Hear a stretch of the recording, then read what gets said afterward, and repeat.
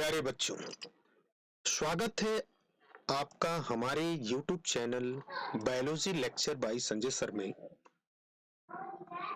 हम बात कर रहे थे NCERT science class 11th, only NCERT human physiology के। इसमें जो भी हिंदी भाषी क्षेत्र के स्टूडेंट्स हैं, चाहे वो एकेडमिक किसी भी स्टेट्स के हों या जो नीट वगैरह जैसे परीक्षा वो देना चाहते हो, उसकी तैयारी कर रहे हो और एनसीईआरटी पढ़ना चाहते हो, बेसिकली एनसीईआरटी, तो इससे उनको मदद मिल सकती है। तो हम लोगों ने अपने पहले लेक्चर में ह्यूमन फिजियोलॉजी के पहले लेक्चर में हमने पाचन एवं अवशोषण स्टार्ट किया था और सिर्फ पाचन का एक्सप्लेनेशन, सिर्फ पाचन का एक्सप्लेनेशन, डाइजेशन का एक्सप्लेनेशन हमने अपने पहले लेक्चर में किया था। जो पहला लेक्चर नहीं देखा है वो जरूर देखे, तभी वो समझ पाएगा कि पाचन क्या है और कैसे होता है।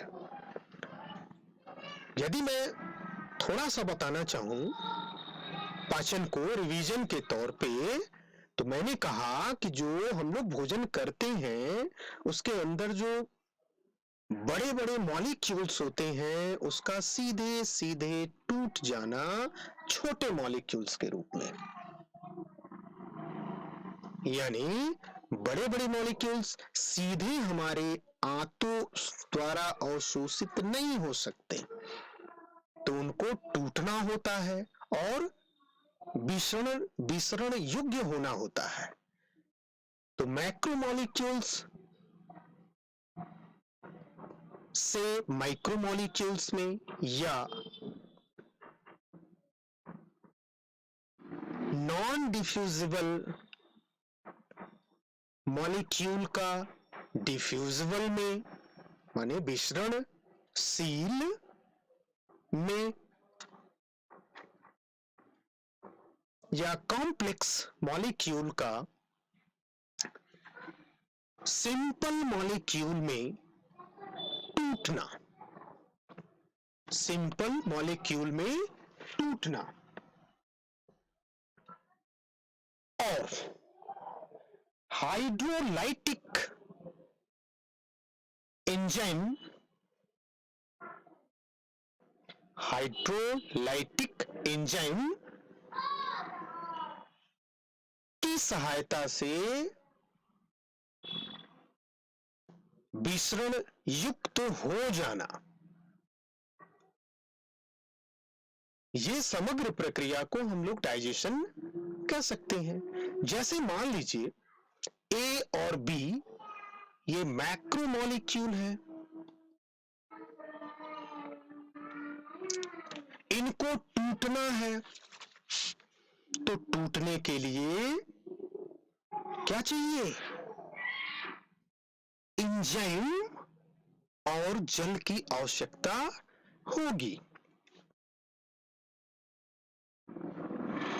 हम एक शब्द में बात करें, हम लोग पहले लेक्चर में डाइजेशन के बारे में बात कर चुके हैं, तो पाचन वह एक ऐसी प्रक्रिया है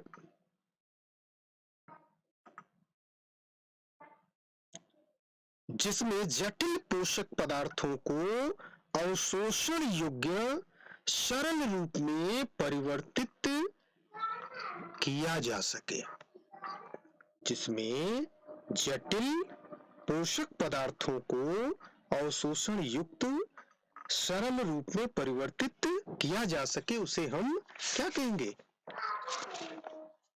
पाचन कहेंगे। आज हम लोग बात करने वाले हैं इस सेकंड लेक्चर में सिर्फ अवशोषण की। प्यारे बच्चों, हम लोगों ने सीखा कि पाचन किसका होता है, पाचन किसका होता है अपने पहले लेक्चर में। तो पाचन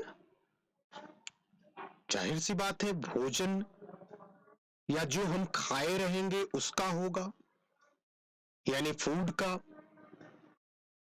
तो फिर अवशोषण किसका होगा? तो हम क्या कहेंगे?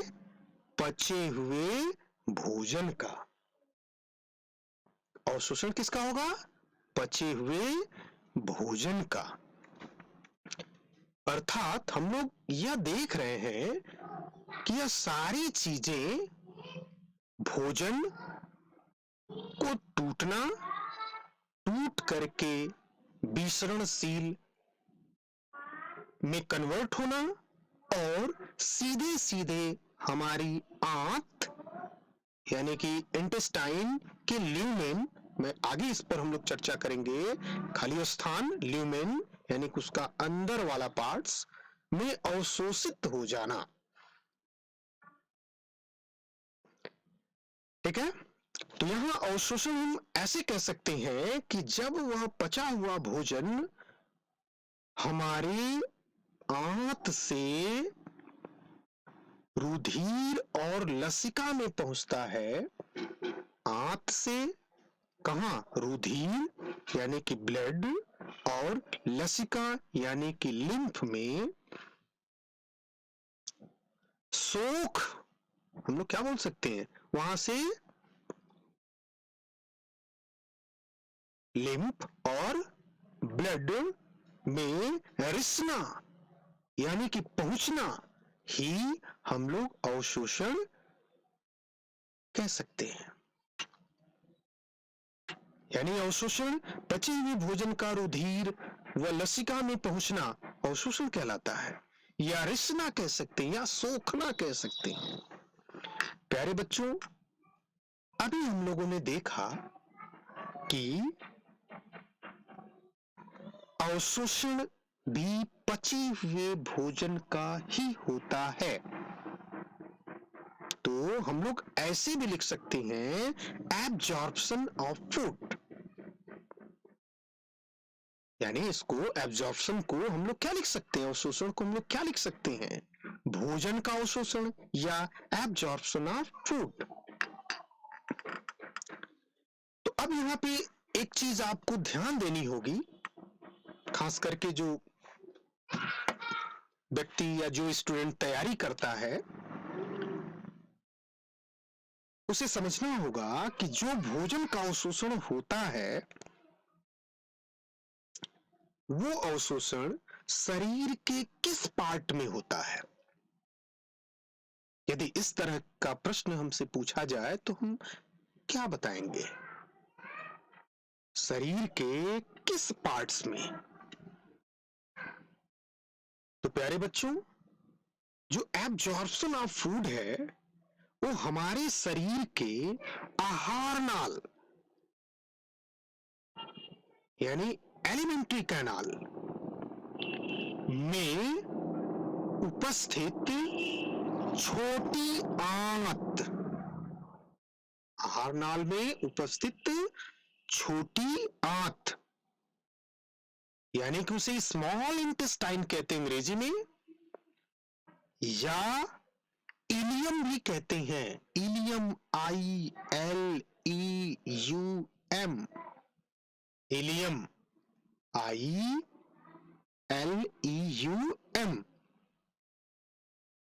भी कह सकते हैं। तो एब्जॉर्प्शन ऑफ फूड कहां होता है? तो एब्जॉर्प्शन ऑफ फूड छोटी आंत में होता है, जिसे हम इलियम भी कहते हैं। अच्छा, यदि यह पूछा जाए कि आखिर छोटी आंत में ही क्यों होता है? प्यारे बच्चों, पाचन छोटी आंत में ही क्यों होता है, जबकि आहार नाल में तो बहुत सारे अंग मौजूद होते हैं? तो प्यारे बच्चों, यहाँ जान लेना बहुत ही आवश्यक है कि यह पाचन हमारी आहार नाल के छोटी आंत में ही इसलिए होता है क्योंकि हमारी छोटी आंत में, ये सब हम लोग फिगर के माध्यम से समझेंगे और नीचे दिया भी है। फिलहाल यहाँ पे सिर्फ अवशोषण को आप समझने का प्रयास करेंगे। हमारी छोटी आंत में जो आंतरिक अस्तर होते हैं, इंटेस्टाइनल सरफेस, आंतरिक अस्तर या इंटेस्टाइनल आंतरिक अस्तर, इंटेस्टाइनल सरफेस, इंटेस्टाइनल सरफेस में छोटे छोटे प्रोसेस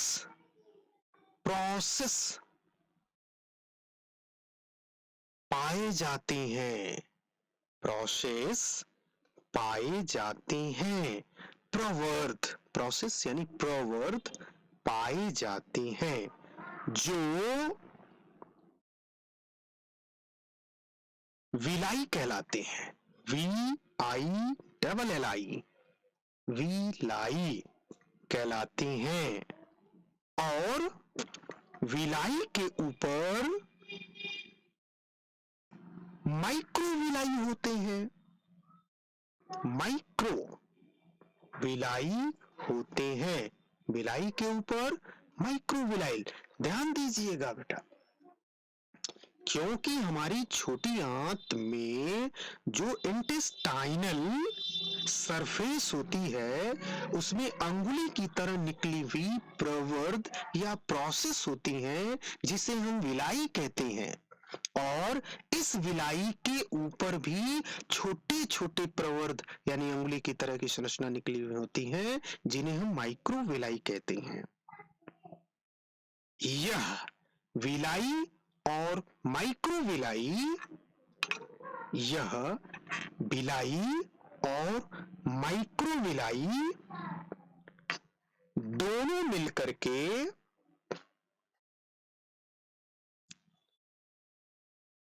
एब्जॉर्प्शन सरफेस, यानी जहां अवशोषण होता है पचे हुए भोजन का, जहां पचा हुआ भोजन आता है, उसकी सतह को बढ़ा देते हैं।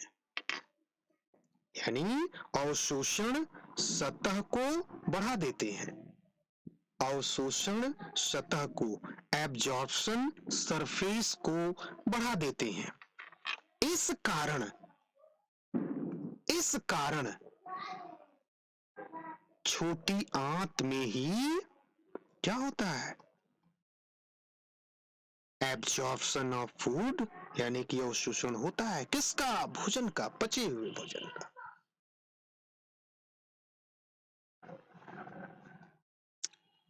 फिर अब यहाँ पे अवशोषण भी तकरीबन हमारे बॉडी में 2 विधियों द्वारा होता है।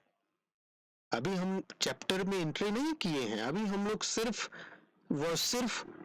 उस शीर्षक को समझने का प्रयास कर रहे हैं जो हमें पढ़ना है। यहां अवशोषण भी प्रायः 2 विधियों द्वारा होता है। पहला, एक्टिव एब्जॉर्प्शन, जिसे सक्रिय अवशोषण भी कहेंगे, और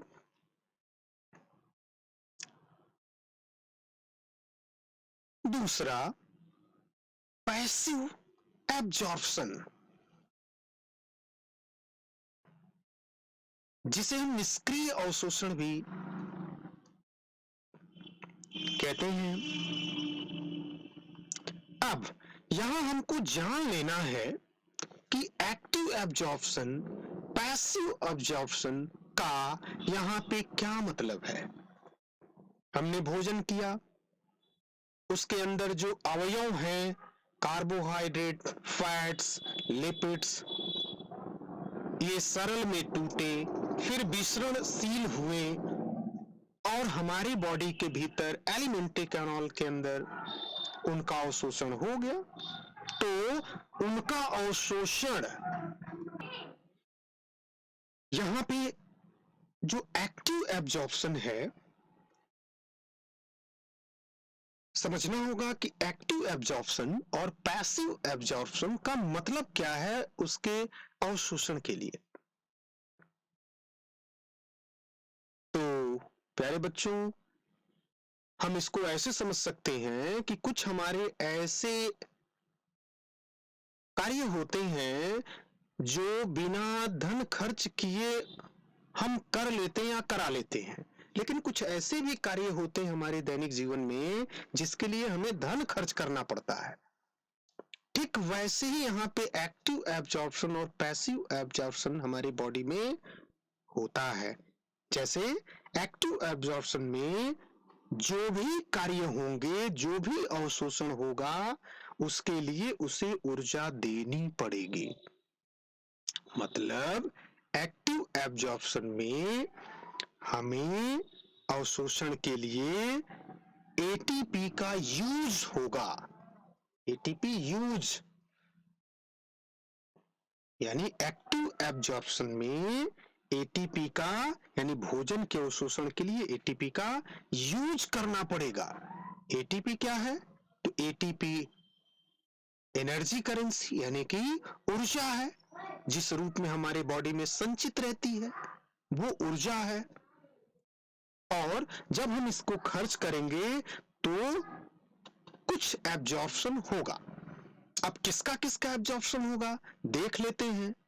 तो ध्यान से समझिए प्यारे बच्चों, यहाँ पे ग्लूकोज, जो हम ग्लूकोज लेते हैं, उसके एब्जॉर्प्शन के लिए हमको एटीपी का उपयोग करना पड़ेगा। एटीपी उपयोग होता है ग्लूकोज, ग्लैक्टोज,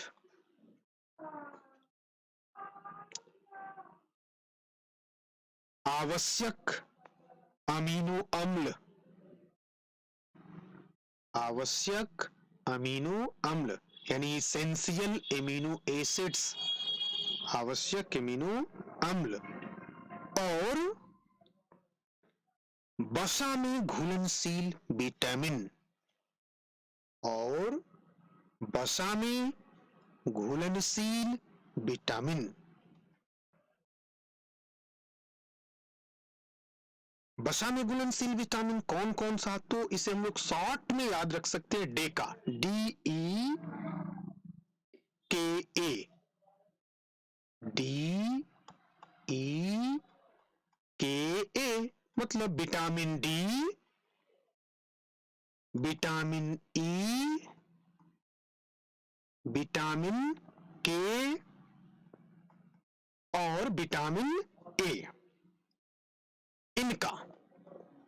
इनका जब अवशोषण हमारे बॉडी में होगा तो उसके लिए एटीपी यूज होगी। इसके अतिरिक्त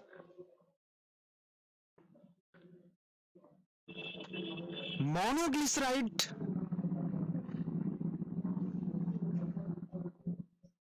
इसके अतिरिक्त एक्टिव एब्जॉर्प्शन में मोनोसैकेराइड्स, मोनोग्लिसराइड्स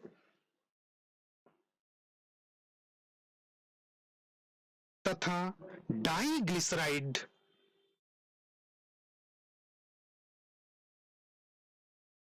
के अवशोषण होने के लिए हमें एटीपी यूज करना पड़ता है।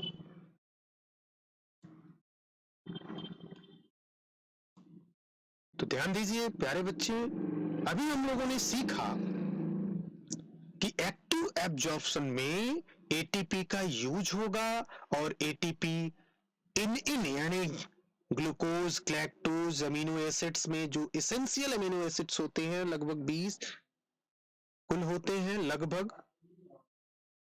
ये हम लोग बाद में आने वाले आगे हम लोग बात करेंगे, अगले टॉपिक्स में आने वाले अगले टॉपिक्स में हम लोग देखेंगे। फिर वसा में घुलनशील जो विटामिन होते हैं, डे का मैंने शॉर्ट में याद रखने का एक तरीका बताया, जिसमें vitamin D, vitamin E, vitamin के और विटामिन ए आती हैं। इसके अतिरिक्त मोनोग्लिसराइड्स, डाइग्लिसराइड्स, इसके अवशोषण होने के लिए हमको एटीपी का यूज करना पड़ेगा। फिर दूसरा, जो पैसिव एब्जॉर्प्शन होता है, इसके लिए एटीपी का कोई यूज नहीं होता, नो यूज एटीपी, इसमें एटीपी का यूज नहीं होता।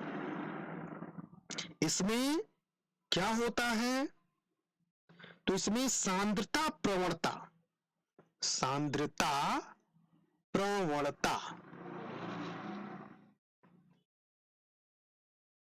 कंसेंट्रेशन ग्रेडियंट, सांद्रता प्रवणता के द्वारा अवशोषण होता है, सांद्रता प्रवणता के द्वारा अवशोषण होता है। तो प्यारे बच्चों, हम लोग इसमें जान जाएं कि इसमें प्राय फूड का कौन सा भाग होता है, तो इसमें ग्लिसरॉल, फैटी एसिड, फ्रक्टोज और अनावश्यक अमीनो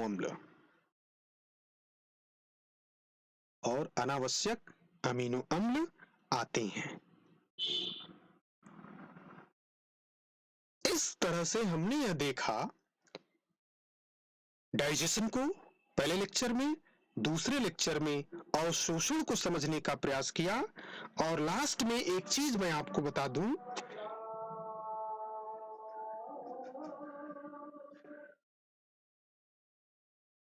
जो एसेंशियल एमिनो एसिड्स होते हैं,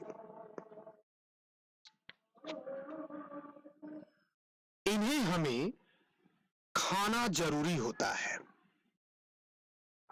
इन्हें हमें खाना जरूरी होता है। जो एसेंशियल एमिनो एसिड्स होते हैं, माने आवश्यक अमीनो अम्ल जो होते हैं, इन्हें हमें खाना आवश्यक होता है।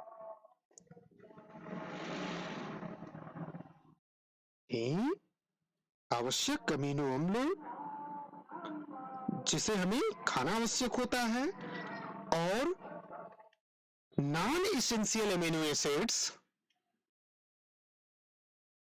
और अनावश्यक अमीनो अम्ल, अनावश्यक अमीनो अम्ल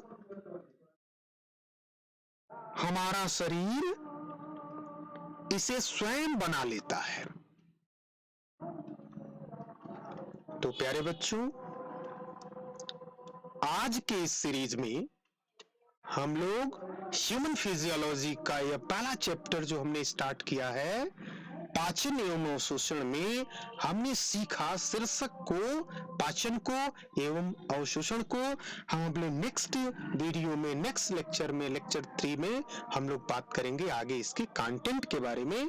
तब तक के लिए धन्यवाद।